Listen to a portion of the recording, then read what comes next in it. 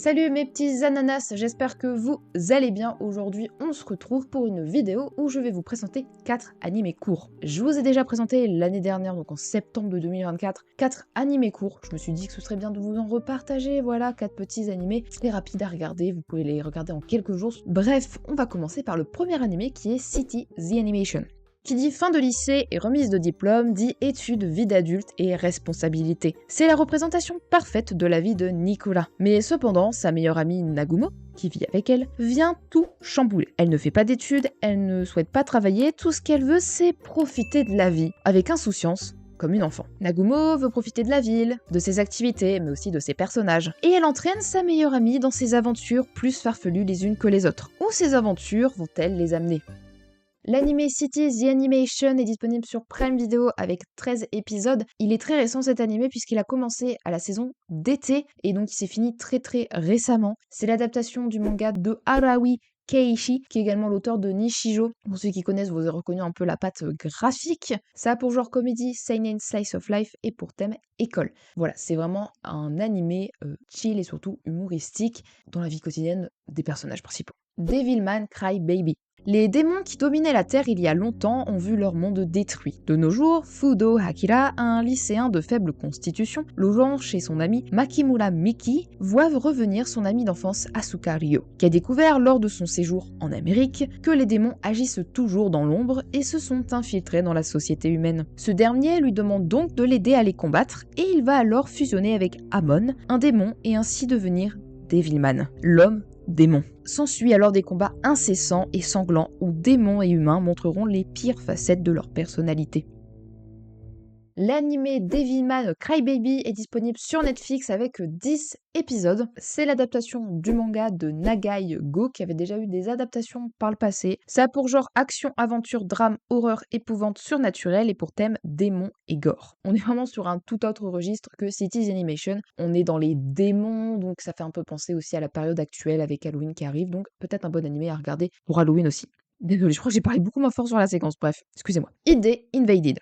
Le système Mizuhanome est une technologie très avancée qui permet aux gens d'entrer dans l'un des endroits les plus intrigants de l'existence, l'esprit humain. Grâce à l'utilisation de ce que l'on appelle des particules cognitives, laissées par exemple sur une scène de crime par le coupable, les détectives de la brigade spécialisée de police de Kula peuvent manifester l'inconscient d'un criminel. Leur tâche est d'explorer ce plan psychologique appelé ID pour révéler l'identité du coupable. Pas n'importe qui peut entrer dans les puits d'identification. La condition préalable est que vous devez avoir tué quelqu'un vous-même. C'est le cas de l'ancien détective Akihito Nari-Isago, autrefois membre respecté de la police. Une tragédie a frappé et il s'est vite retrouvé de l'autre côté de la loi. Néanmoins, Nari-Isago continue d'aider Kula. Bien que ses prodigieuses compétences de détective se révèlent encore utiles pour les enquêtes, Nari-Isago découvre que tout n'est pas comme il y paraît.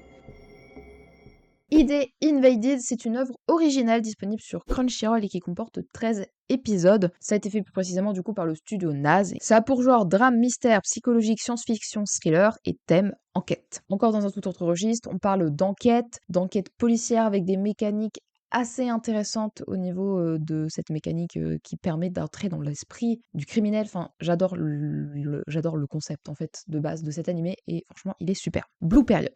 Yatora Yaguchi est un lycéen banal avec de bonnes notes mais sans réelles ambitions. Yatora passe ses journées à travailler dur pour maintenir son niveau académique tout en traînant avec ses amis pour profiter de la vie. Cependant, sous son comportement insouciant et travailleur, Yatora n'a aucune passion mais souhaite pouvoir trouver quelque chose qui l'épanouira. Un jour, alors qu'il entre dans la salle d'art, une peinture isolée attire son regard. Incapable d'exprimer ce qu'il ressent à propos de cette vue exceptionnellement époustouflante, il prend un pinceau, espérant que ses pensées seront transmises sur la toile. Après avoir reçu des éloges pour son travail, la joie qu'il ressent l'envoie dans un voyage pour entrer à l'université des arts de Tokyo, extrêmement compétitive, une école qui n'accepte qu'un candidat sur 200. Face à des pairs talentueux, un manque de compréhension des beaux-arts et des difficultés à obtenir l'approbation de ses parents, Yatora est confronté à beaucoup d'adversités. Dans l'espoir d'obtenir l'une des 5 places prestigieuses dans son programme choisi, Yatora doit montrer que son inexpérience ne le définit pas.